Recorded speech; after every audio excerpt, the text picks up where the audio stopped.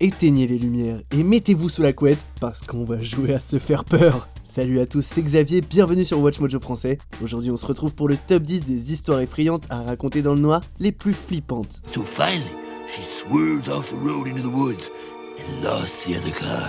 Pour cette liste, on va passer en revue les contes effrayants issus de la série de livres écrite par Alvin Schwartz et illustrée par Stephen Gammell. Je vais vous parler des détails et de ce qui rend les fins terrifiantes, alors attention aux spoilers, il y en a peut-être des cachés sous votre lit ou juste derrière vous.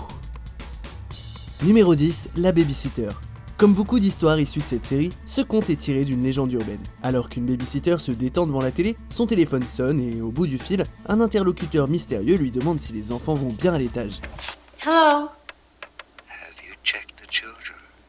Au final, elle appelle la police, qui comprend d'où vient l'appel, et demande à la babysitter de sortir d'urgence de la maison. We've traced the call. It's coming from inside the house. A squad car's on the way over there right now.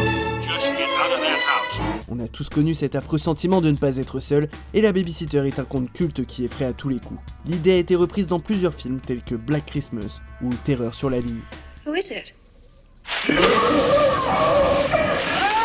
Numéro 9, quelque chose clochait.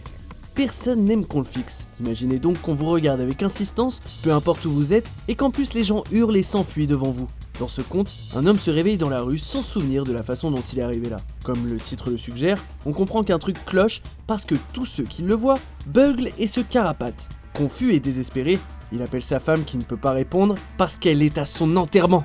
Is Mrs. Sullivan in? I'm sorry, she's at a funeral right now. C'est l'ambiguïté qui rend l'histoire si effrayante. Est-il un zombie ? Un fantôme ? Encore pire ? J'ai pas la réponse et je suis pas sûr de vouloir savoir. Non. Numéro 8, puis-je porter votre panier ? On essaye tous de faire des bonnes actions de temps à autre, mais cette histoire nous y fera réfléchir à 2 fois à l'avenir. En marchant sur une route sombre la nuit, un garçon rencontre une femme avec un panier. Le jeune garçon propose de le porter, avant de découvrir son terrible contenu, la tête coupée de la femme. Du coup, il s'enfuit, et la terrible silhouette le poursuit. Les spectres décapités sont légion dans l'horreur, comme le célèbre cavalier sans tête issu de l'histoire de Washington Irving.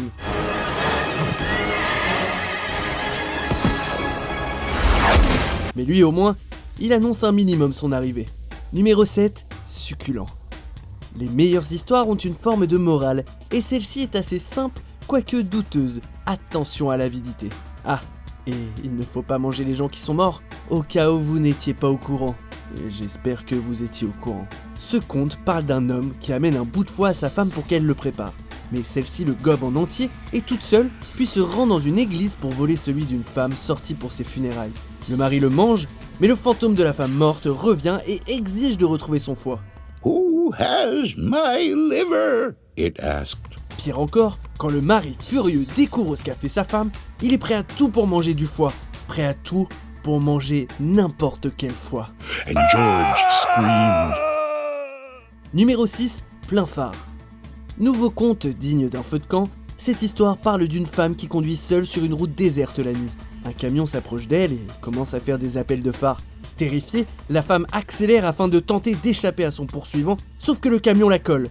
Au final, elle arrive chez elle et appelle la police pour découvrir une terrible vérité.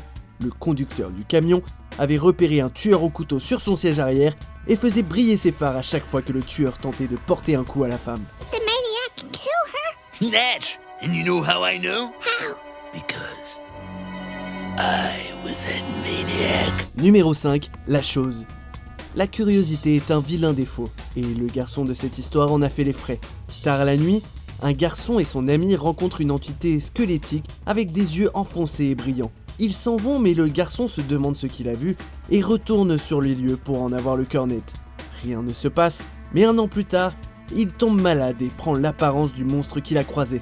Ce conte est déjà flippant, mais c'est l'illustration qui donne vraiment vie à la créature qui nous effraie le plus. Numéro 4, le crochet. Ce conte glauque terrorise les ados depuis des décennies. On y trouve un couple seul dans une voiture lors d'un rendez-vous galant nocturne.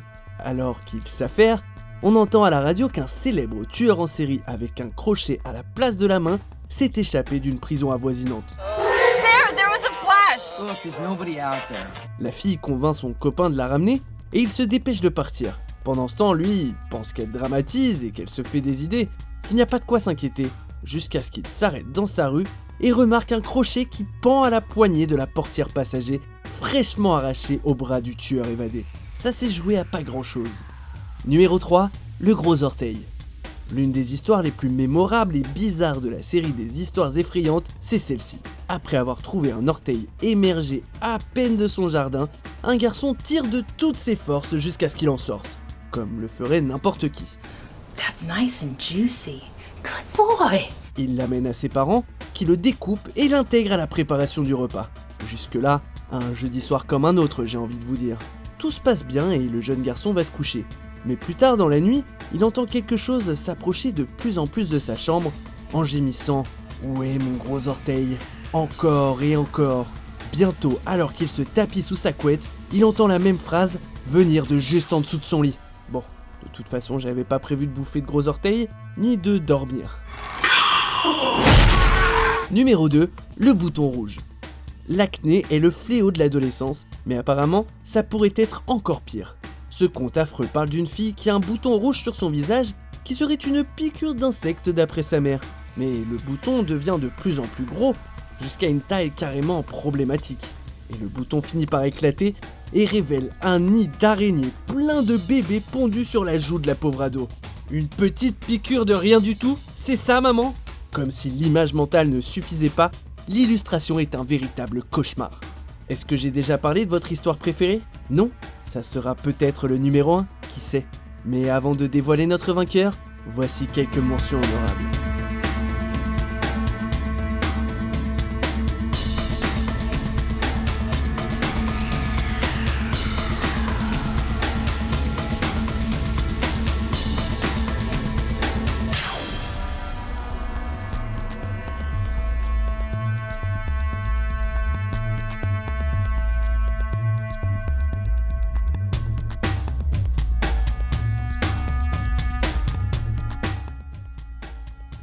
On arrive presque à la fin, courage.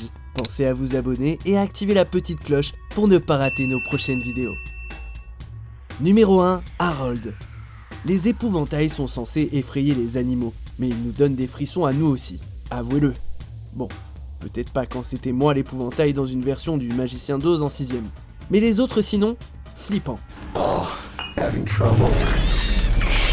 Take a seat, have a drink. Véritable archétype de toute la série des histoires effrayantes, le personnage éponyme de cette histoire culte entra nos cauchemars pendant un bon moment. Assemblé par deux fermiers, cet épouvantail sert de punching bag quand les deux personnages sont énervés, jusqu'à ce que celui-ci se mette à grogner. Art, I don't want to alarm you, but there may be a boogeyman or boogeymen in the house! Effrayés, les deux fermiers décident de partir, mais l'un d'eux revient pour prendre un outil qu'il avait oublié.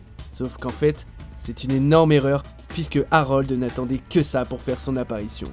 Et en bon fermier qu'il est, le malheureux aurait dû savoir qu'on récolte toujours ce que l'on sème. They're eating her! And then they're going to eat me! Oh my God!